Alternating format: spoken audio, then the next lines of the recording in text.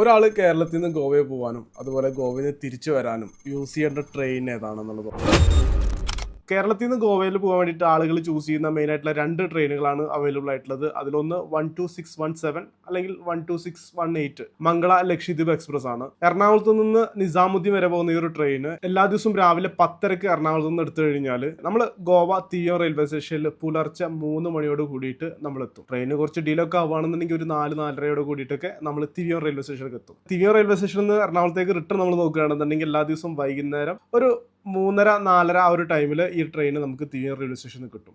രണ്ടാമത്തെ ഒരു ട്രെയിൻ എന്ന് പറയുന്നത് 16-345-346 തിരുവനന്തപുരത്തു നിന്നും ലോകമാന്യത്തിലേക്ക് വരെ പോകുന്ന നേത്രാവതി എക്സ്പ്രസ്.